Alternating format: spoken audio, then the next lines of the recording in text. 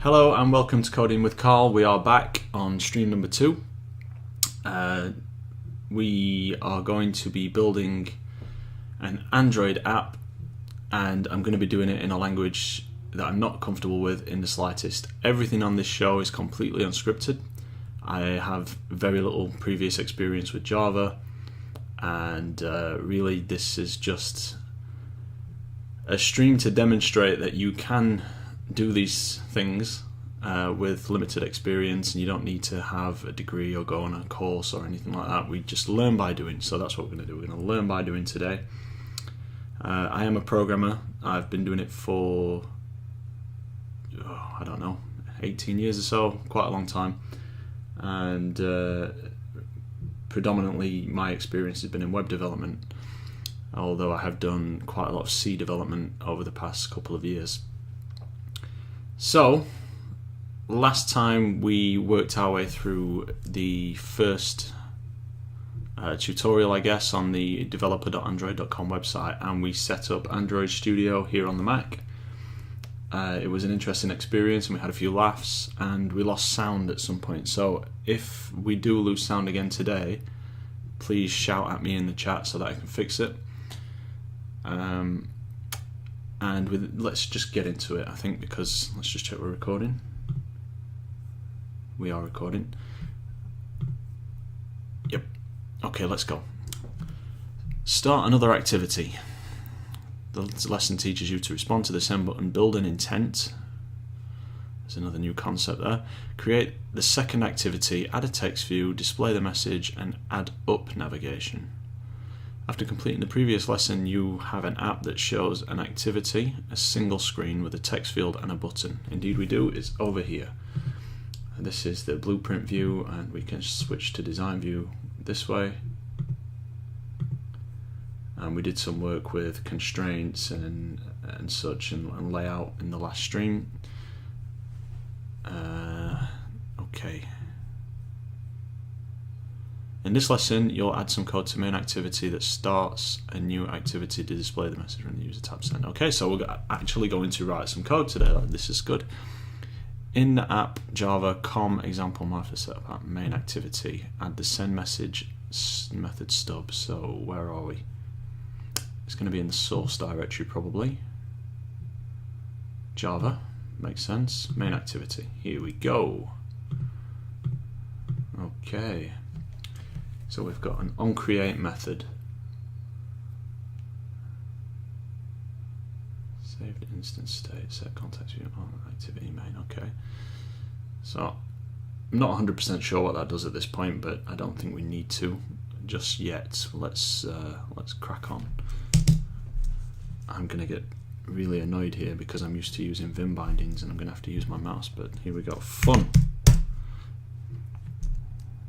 Presumably is short for function. Send message view. I wonder if that's the return type. View.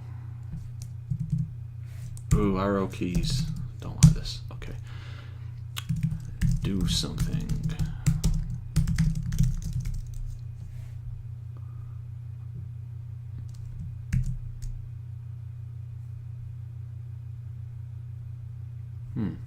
Seems we have some syntax problems.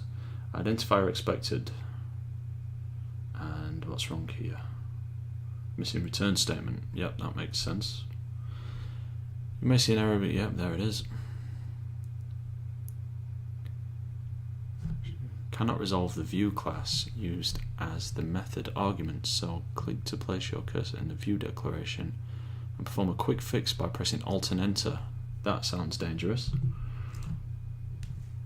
Alt on a Mac, Control maybe?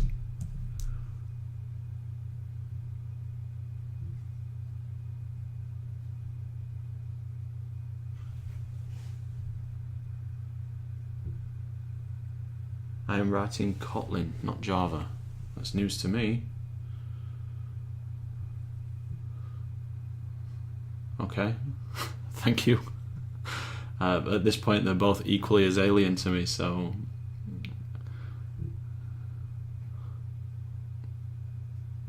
yeah. Did I get the right button there? quick fix, Alt and Enter, or Option and Enter on Mac. Yeah, should probably read ahead. There we go. Import class. So I'm guessing that's added something here. Yep, Android.view.view.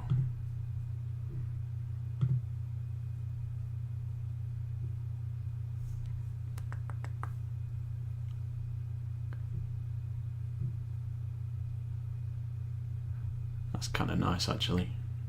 You don't get that in C. Now return to the activity main.xml file to call this method from the button.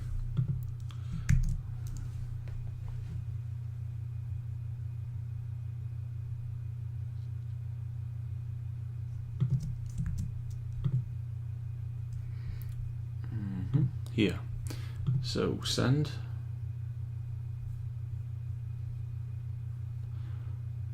To select the button in the layout edit, in the attributes window, locate the on-click. Okay, this is eerily familiar to Visual C++ days. On-click there. None. Select send message from the drop-down list. It's not there. We saved everything, so what happened? Let's just return true here.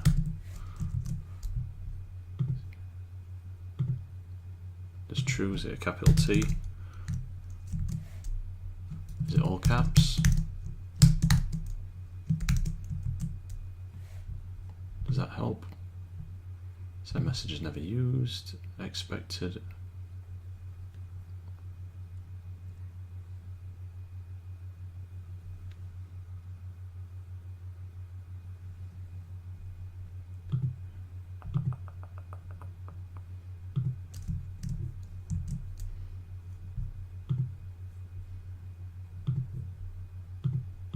Nope.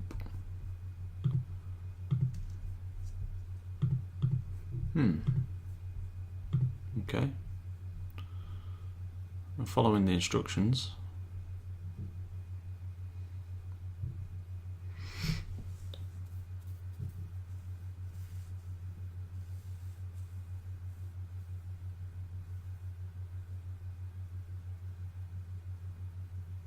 Okay, what is this Kotlin we're talking about?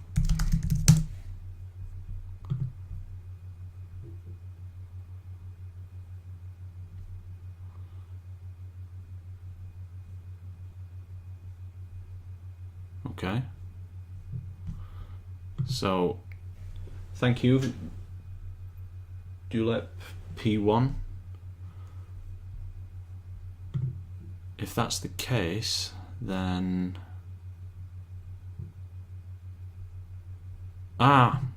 idiot, look at this. Kotlin and Java, yep. Thank you, sorry about that. Okay. Probably should have seen that. Yeah, this is a lot more familiar to me. This is what I expected to see. Public void send message. And that is familiar syntax to me. View.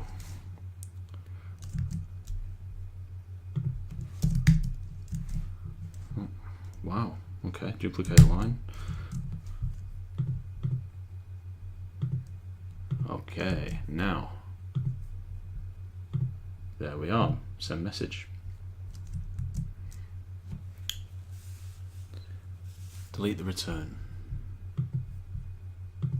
There we go. Okay, back on track. You may see an error, blah, blah, blah, blah, blah. When the button is tapped, the system calls a send message method, yep. Take note of the details in this method that are required in order for the system to recognize it as compatible with the Android on-click attribute. Specifically, the method has the following characteristics. So it's public access. Yep. Void return type, which means it doesn't return anything, which is why, as my friend in the stream pointed out there, we delete the return type. And it looks as though we are passing in the view something. We're going straight on it. Yeah. As the only parameter. The object. It is the view So I'm guessing the view that's being passed through is the send button.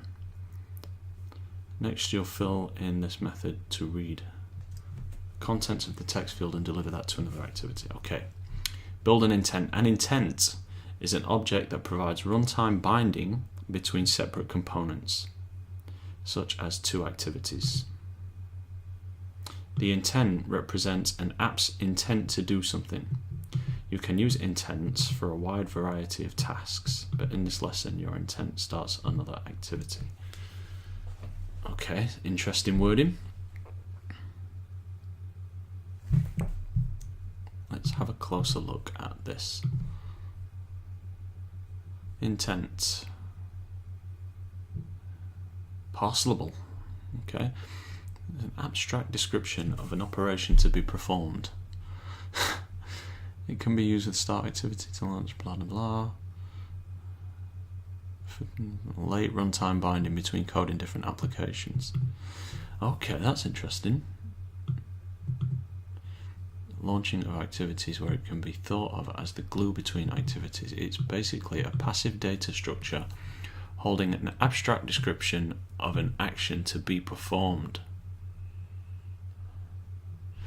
Not really sure how I feel about that, guys, to be honest. It seems incredibly long-winded, but this is the way it's done, so that's the way we're going to do it. In main activity, add the extra message constant and the send message code as shown here. Where are we adding this constant?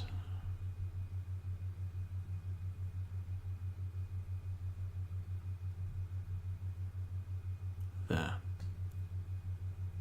Okay, so that's a new method, I'm guessing. No, it's not. It's just a property of that class. Okay, public static final string extra underscore message.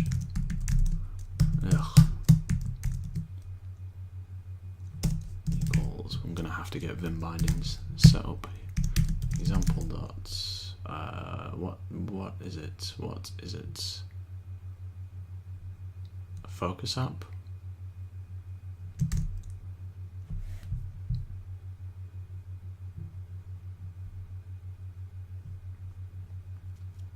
Is that in the manifest? Okay, I'm guessing.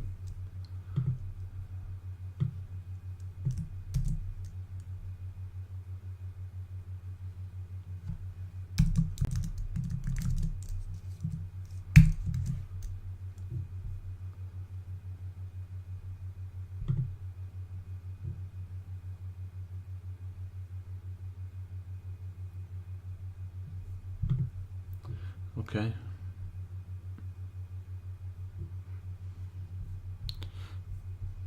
Send message. Okay, so. Wow, I'm really having. There we go. Okay. Again, I'm usually a Vim user, so I'm having trouble wrapping my fingers around this. Intent equals new intent. This display message activity, not class.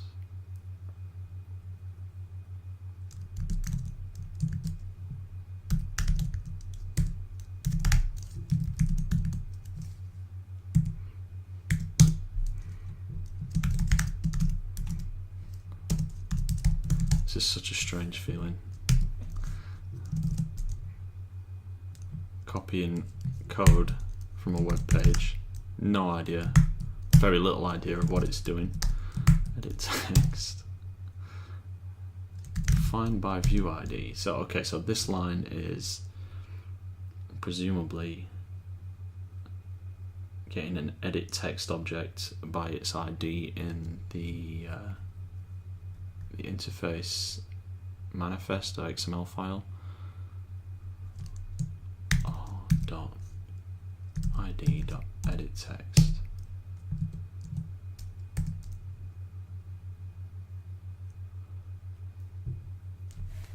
Why R?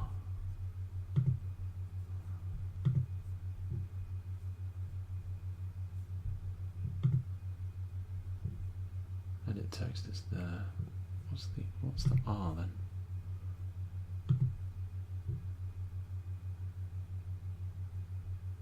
Interesting. String message lowercase equals edit text.getText. Yep, so this is just calling the getText method on the object that's represented in the interface builder by the text input box to string as a string of characters. Intent put extra message. Is that an append? Does that append to the string? Start activity. Intent. What's the problem? Cannot be applied to intent.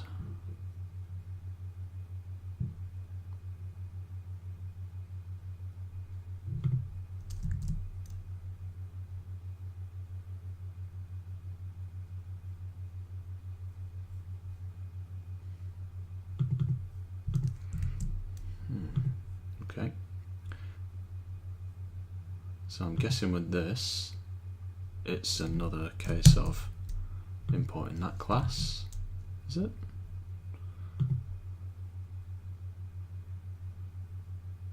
That's redundant, apparently.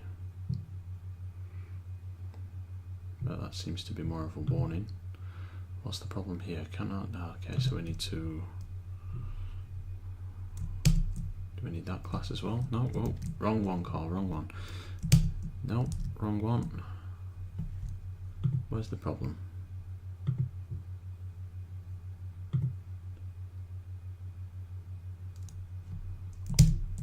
Import class.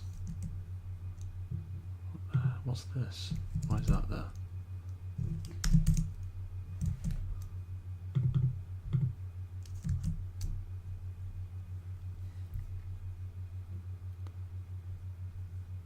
Yep, there we are. What are the problems now? Is this a problem?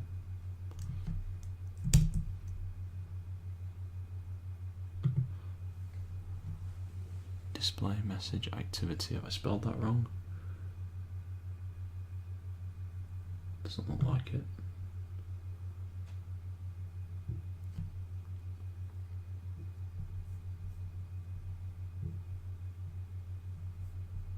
So we've got bundle view, edit text, so those are right.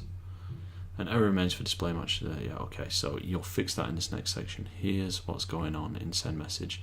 The intent constructor takes two parameters, a context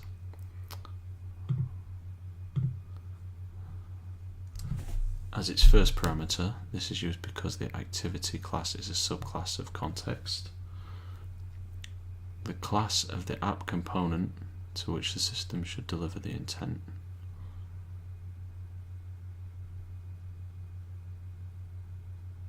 Okay. In this case, the activity that should be started. Right, so I'm guessing we're going to create this display message activity class next. Put extra. The class of the app. Yeah, okay. So the put extra method adds the edit text value to the intent.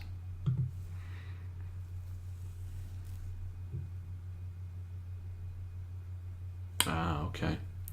An intent can carry data types as key value pairs called extras.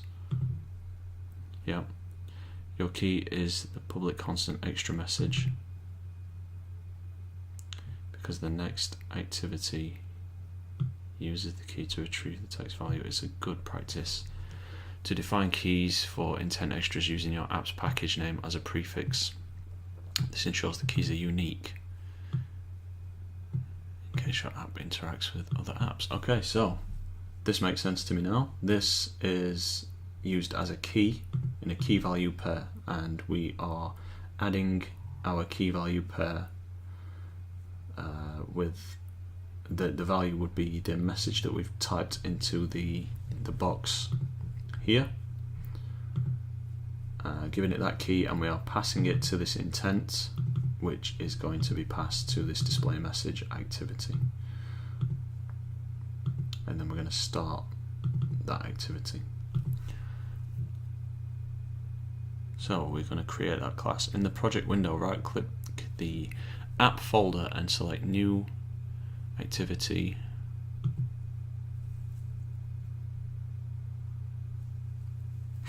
empty activity.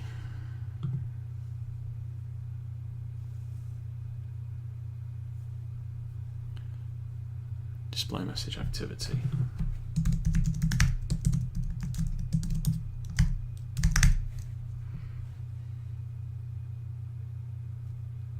Click finish. Leave all the other properties as default. Finish. So does that now go away? Yeah, that error has now gone away.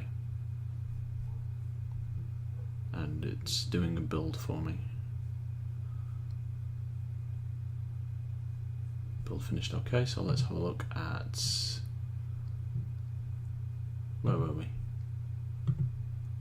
There.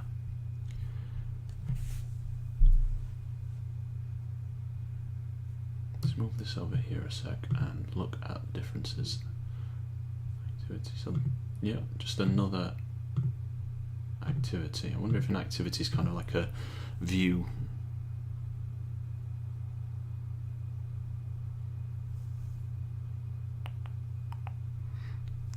Quite glad that I've got a friend in the chat here who seems to know what he's doing.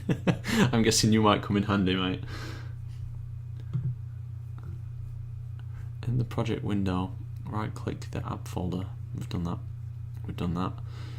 Android Studio automatically does three things: creates the file, creates the corresponding activity display message XML layout file, adds the required activity element to Androidmanifest .xml. Let's have a look at that.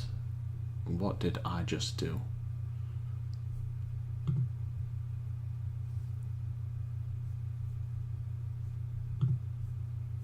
Not sure. Androidmanifest, there we are. So there it is, activity.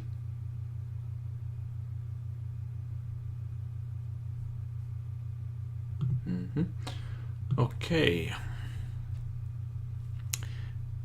If you run the app and tap the button on the first activity, the second activity starts but is empty.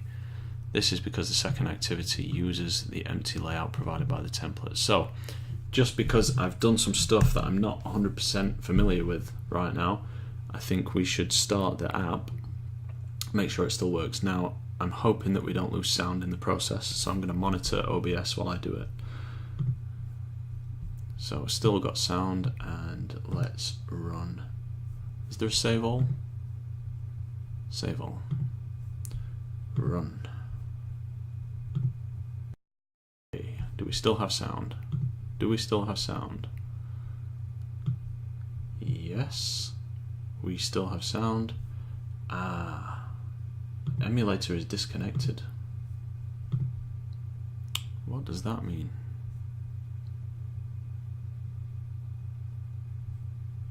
Is it going to boot? Okay, emulator seems to be connected. Let's run it then.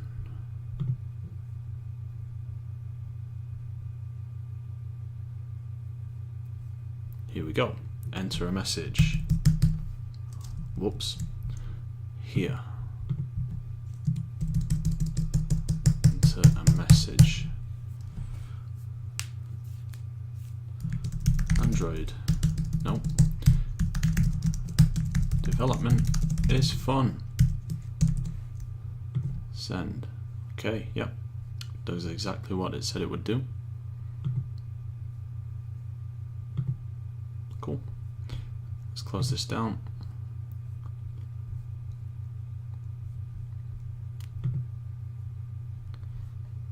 Okay. And it it looks like we are still... We are not streaming. Are we streaming? Did I lose my connection there? Okay, lost my connection there, I guess. Guys, is the stream still coming through okay?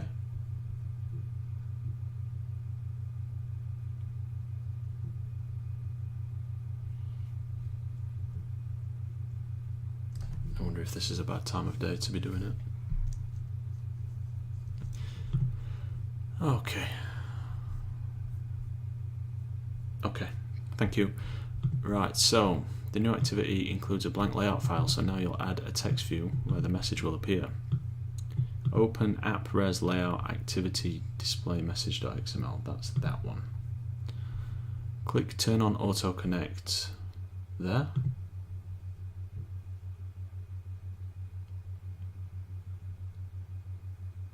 In the palette window, click text and then drag a text view into the layout.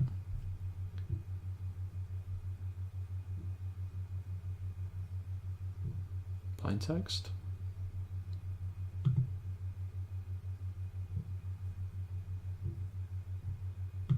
That one?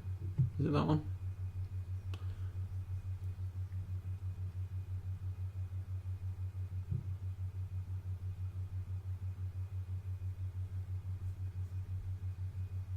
Guessing so.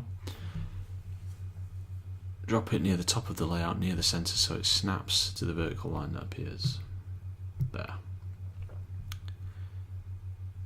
AutoConnect adds left and right constraints to place the view in the horizontal center. Create one more constraint from the top of the window, from the top of the text view to the top of the layout so it appears as shown in figure 1.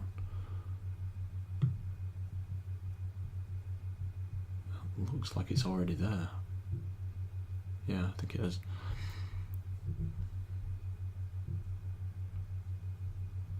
Optionally make some adjustments to the text style by expanding the text appearance in the attributes window and change attributes such as text size and text color. Where are you? Text. This is it? No. Text appearance. I don't know if you guys can see this because it's stashed behind. Let's move this over here so you can see. Text appearance. We have font family, monospace. We all like monospace, right? Yep. Typeface. Let's make it a little bit bigger. Let's make it super big. There we go. Text color. Do we have a palette?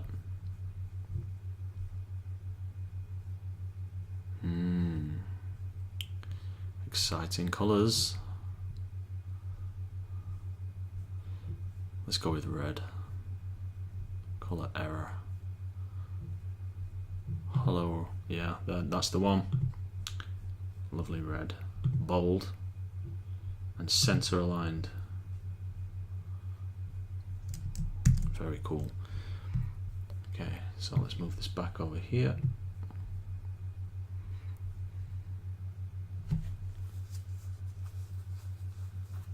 Display the message. Now you will modify the second activity to display the message that was passed by the first activity. In display, add the following code to the onCreate method.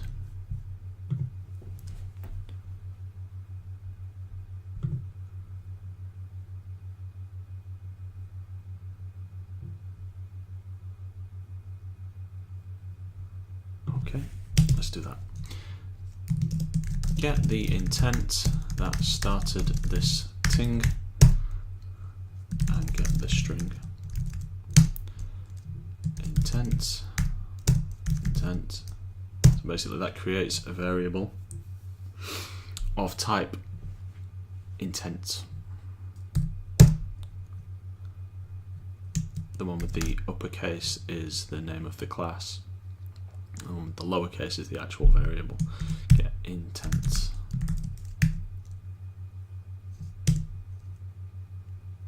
And it looks like we need once again to import that. There we go. String message, so that declares a variable called message of type string. String is a string of characters. Intent.get string extra main activity dot extra message. So if we remember, this main activity dot extra message was declared here, and it's the key for this key value pair that we pass through into this activity. So instead of having to retype this key or keep track of it, we're just accessing it from this object directly.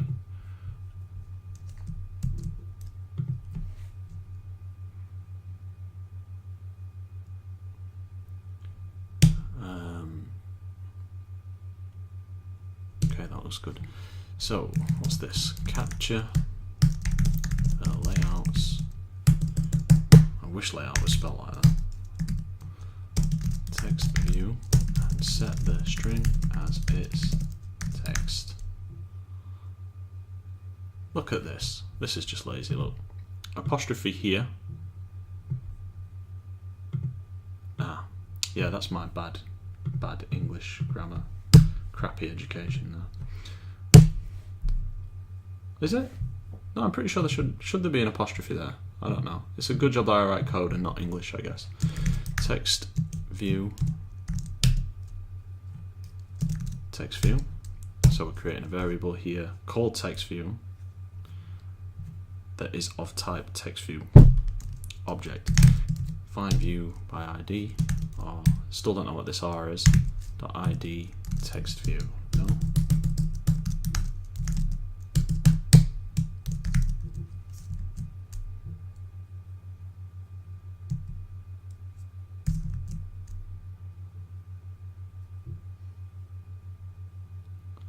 Forgot the equals sign now. Text view dot set text message. Okay, so cannot resolve symbol text view. It's probably because this isn't called text view. It's called edit text 2. So I'm guessing I've used the wrong widget.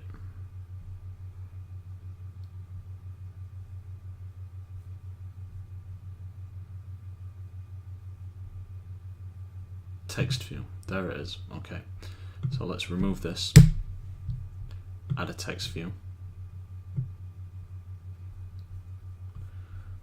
I'm not going to mess about with the, yeah, I am going to mess about with the text. Yeah, I am, just because it's fun.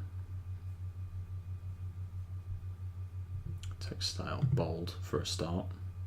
Text size 24. That'll do. Will it? Will that do? I don't think it will. I think we need to go red as well. Yeah. Okay, now I feel comfortable with this. Save that. And it should, yeah, the ID is now text view, so that should get rid of this error, which it has. Okay, so what we are doing is pulling through in 4 lines the value from the text box in the previous activity, and then we are finding the object that has this ID, which is represented here, this thing, and we are setting the text of it to the message that we've just pulled through from the other activity. Do we have any errors? What's this? Is that an error? No, I don't think it is. Okay.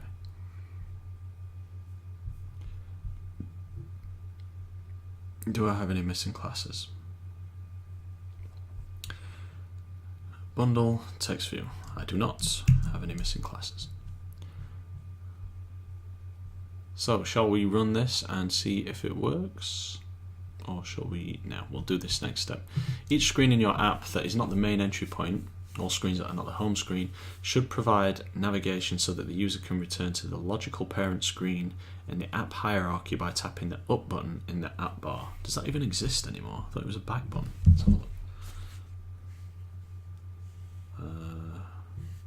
No, we don't want to launch that app.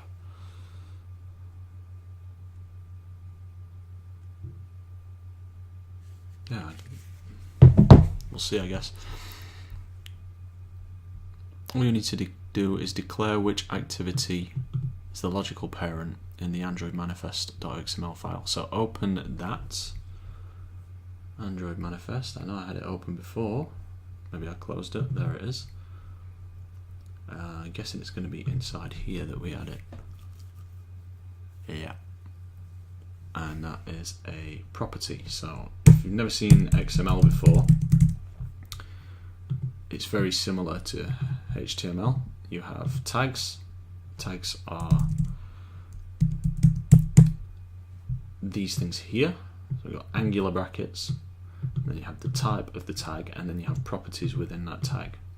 So we can see this is an activity tag, and it has a property Android name, and that property is .displayMessage activity.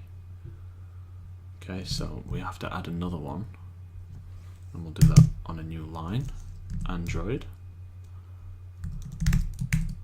parent activity name, and it's all auto completed for us, and then again main activity.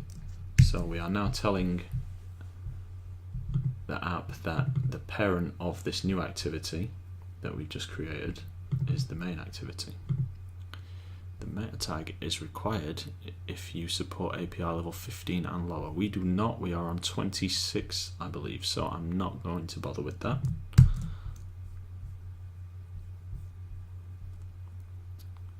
Okay, so the Android system now automatically adds the up button in the app bar. Let's have a look. I'm going to monitor OBS again just in case we lose sound. Okay, here we go, booting up.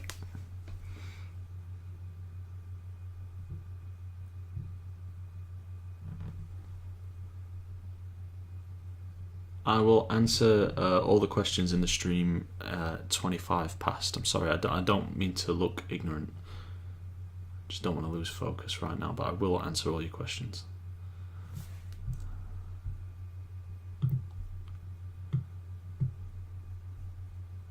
Is this messed up again? Okay. Run. Enter a message. Second time I've done that. Still got sound? We still have sound. Okay. Hello.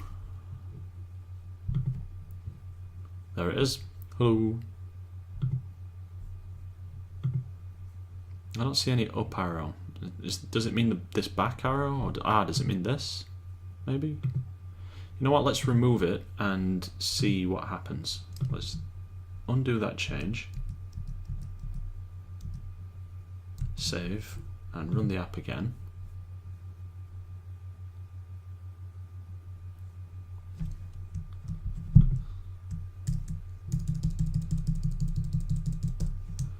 Hello. There it is, yep, it was there. It was that back arrow up there, look. So, let's put that back in. Please tell me you have redo. Redo typing. Redo typing. Shift, Command and R. No, it's not. Shift Command and Z.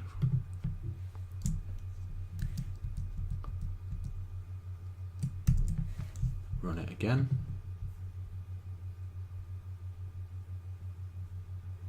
Enter a message. Eat your greens. Excellent. I feel like the fact that it's red really enforces the importance of proper nutrition.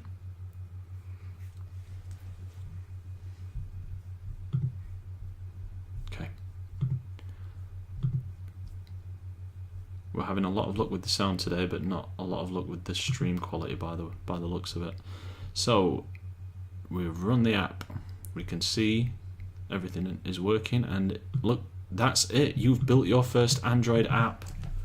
To continue learning the basics about Android app development, follow the other links provided on this tutorial's front page. I feel pretty good about that. That's really good.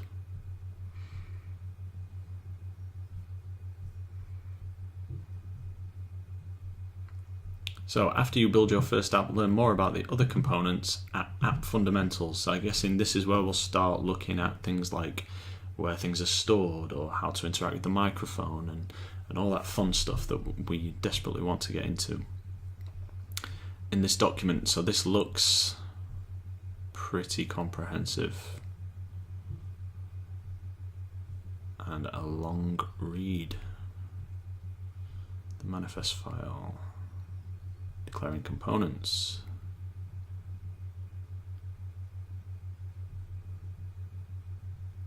declaring component capabilities, app requirements, app resources, intents and filters, activities, providing resource, device compatibility, stream permissions. Where should I go from here? Should I... Android apps can be written using Kotlin, Java, and C++ languages. I did not know that. The Android SDK tools compile your code along with any data and resource files into an APK.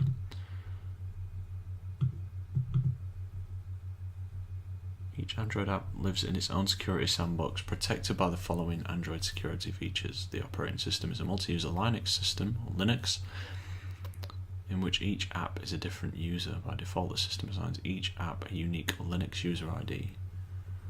That's good. Each process has its own virtual machine, so it runs in isolation from other apps. By default, every app runs its own Linux process.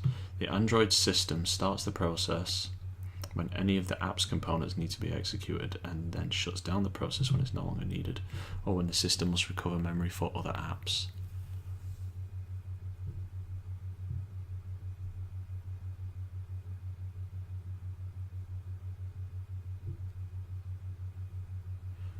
Possible to arrange for two apps to share the same Linux user ID, in which case they are able to access each other's files. Naughty. To conserve system resources, apps with the same user ID can also arrange to run the same Linux process and share the same VM. The apps must also be signed with the same certificate. An app can request permission to activate device data such as users' contacts, SMS messages, and mountable storage, camera, and Bluetooth. The user has to explicitly grant these permissions. For more information, see Working with the System. The rest of this document introduces the following context: the core framework components that define your app, manifest file, which we've looked at, resources that are separate from the app code and allow your app to gracefully optimize its behavior. For a variety of device configurations. Gracefully optimize its behavior. I think I need to gracefully optimize my behavior. What an interesting way of putting it. Are you thinking about changing the language now? No. I've committed to learning Java, and that's what I'm going to do. App components. Components are the essential building blocks of an Android app. Each component is an entry point through which the system or user can enter your app. Some components depend on others. There are 4 different types of components: activities, services, broadcast receivers, and content providers. Each type serves a distinct purpose and has a distinct life cycle that defines how the component is created and destroyed. The following sections describe the 4 types of app components. Do you guys think that I would be good reading audiobooks on Audible? What do you think? Because that's I feel like that's what I'm doing right now. Activities. An activity is the entry point for interacting with the user. It represents a single screen with a user interface. For example, an email app might have one activity that shows a list of new emails. Although the activities work together to form a cohesive user experience in email, each one is independent of the other. As such, a different app can start any one of these activities if the email app allows it. Okay, that kind of makes sense. For example, a camera app can start the activity in the email app that composes a new mail to allow the user to share a picture. An activity facilitates the following key connection. Yeah, so that makes sense to me. So an activity is kind of like a workflow, a specific workflow inside an app that can be triggered via other apps. Yeah, okay, kind of like that. So let's have a look at what we have.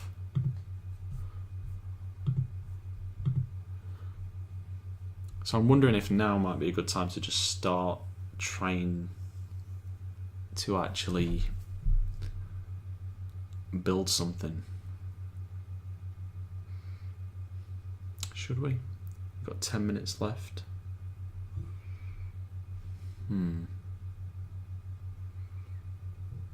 Okay, let's think about our core requirements, and I think it might be way more interesting next time if instead of me just reading through this documentation, we actually just start screwing around and trying to make this work. So our application, we need a way to add goals and tasks, and then we need to build like a calendar activity. Those are like our three main short-term things. So let's have a think. In order to do that, we need storage, because we can do these things in memory, but they need to persist. So we need some kind of local storage API that we can tap into. Let's have a look at that. Android developers. I'm going to create a new tab and let's search for local storage.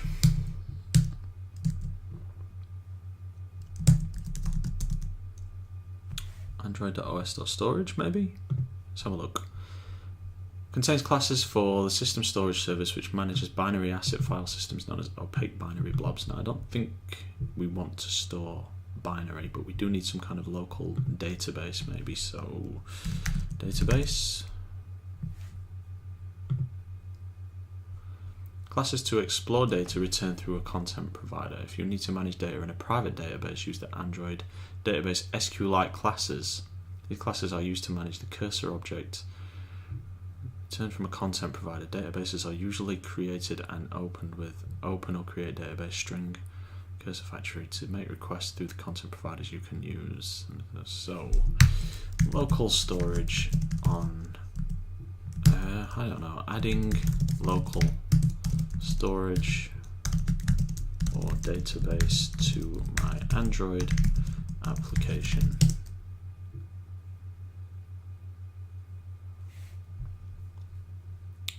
How to store application data locally. This looks good.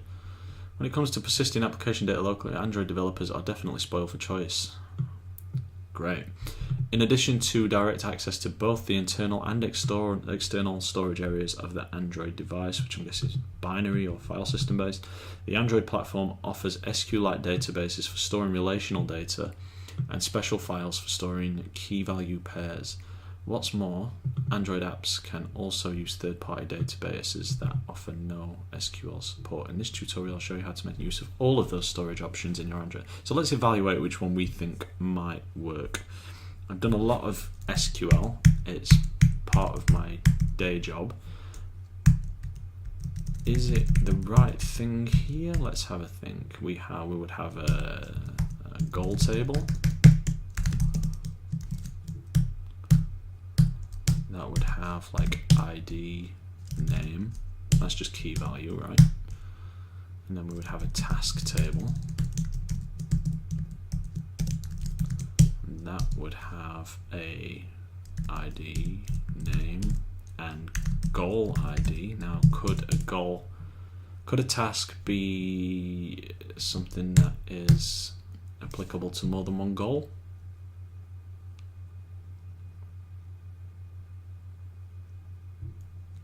So like a traditional SQL way of doing things is you have a one-to-one relationship or a one-to-many relationship. Now I'm thinking if the task is something along the lines of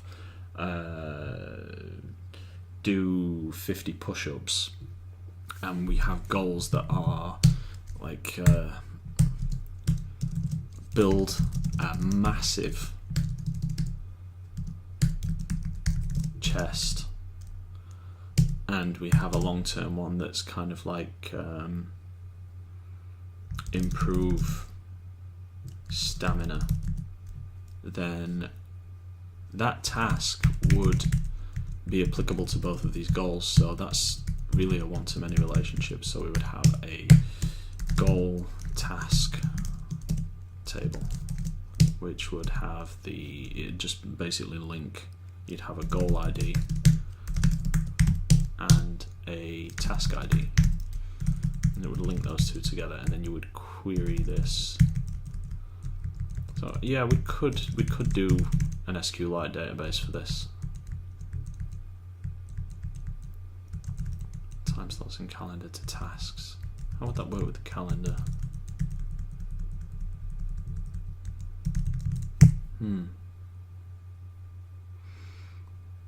Yeah, that might be the way to go for now, and then we'll start going down that road because it's familiar, and if it doesn't pan out or we realise that it doesn't really fit with the data we want to store, then we can change it later on. So, storing key value pairs, that's not what we're after. Using an Sqlite database. Every Android app can create and make use of an Sqlite database to store large amounts of structured data. As you might already know, Sqlite is not only lightweight but also very fast. This is true. If you have experience working with relational database management systems and you're familiar with both SQL, which is short for Structured Query Language, and JDBC, which is short for Java Database Connectivity, this might be your preferred storage option. To create a new Sqlite database or to open one that already exists, you can use the open or create database method inside your activity or service. As its arguments, you must pass the name of your database and the mode in which you want to open it. The most common used is mode private, which makes sure that the database is accessible only to your application. For example, here's how you would open or create a database called MyDB. So let's, in our main activity, where would we put this? Would it be in the onCreate method? Is that the constructor? I guess so. Let's throw it in there and see what happens. So we'll do Sqlite create data. What am I missing here? Sqlite create. No, it's a type call database. There we go. My DB equals open or create database my.db. I'm using Vim bindings again, there we go. Mode private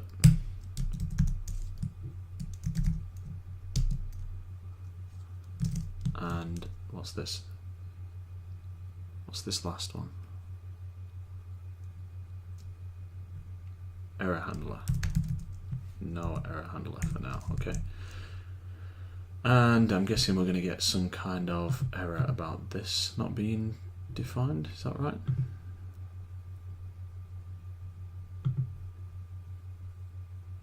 No?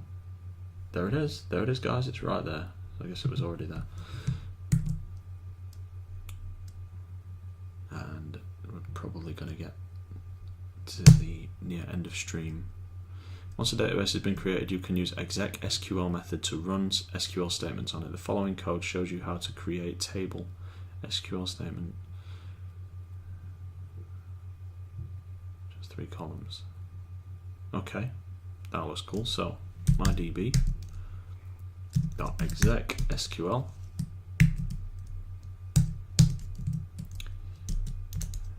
create table if not exists. Oh, 5 minutes until the end of the stream. Alexa, stop. call this goal. It will have a ID field which will be an integer. My SQLite's a little rusty. SQLite create table.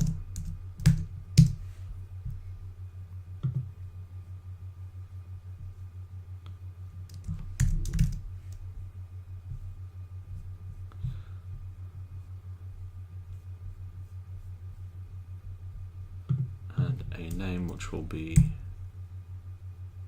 varchar, but I don't see varchar. Okay. Is it text? Okay, let's just put text for now. So name, text.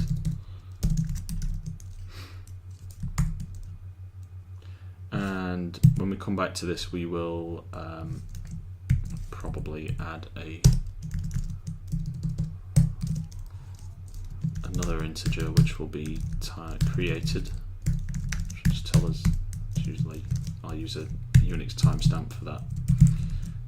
Okay, so in the next stream what we're going to do is start to try and tap into this SQLite database and create an interface that allows us to add goals and display them in a list view. Now that might be incredibly ambitious with my limited knowledge of Java and this API, but we will get there. And now I will answer any questions that you have about today's stream. So look, what were you working in C? I was okay, I've been writing a custom database, and I can't go into details because it is proprietary. It needs to be fast, it needs to be distributed, and it needs to run on Linux, so C was the obvious choice.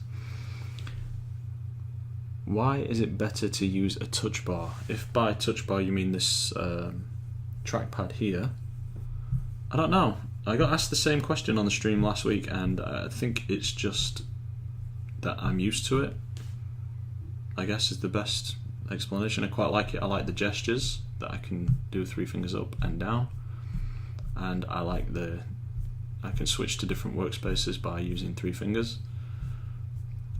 Yeah, it just kind of feels more natural to me. You're thinking about changing language? I need to go in at the deep end, mate. Okay, any more questions? 3 minutes left, guys.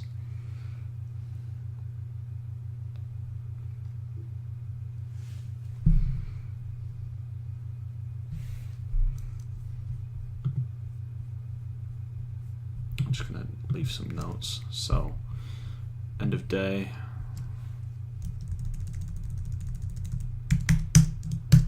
Next time we will create our tables if they don't exist on app startup, and we will use our existing code and UI to add goals to the goal table, and we will probably also need a list view which displays everything in the goal table.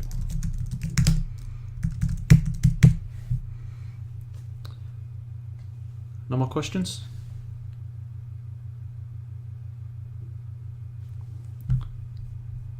No.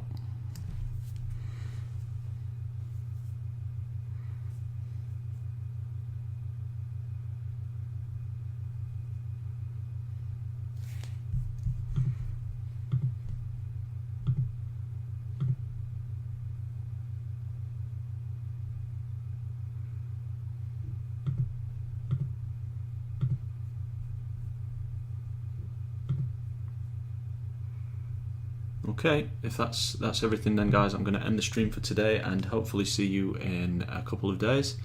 As I said earlier, we are putting together kind of like a template for videos, and these will be uploaded to YouTube. So this whole series will be on YouTube hopefully next week or the week after. And by whole series I mean all 2 episodes that we've recorded so far. Thank you for tuning in today. It's been a pleasure. And yeah, I'll see you next time. Thank you.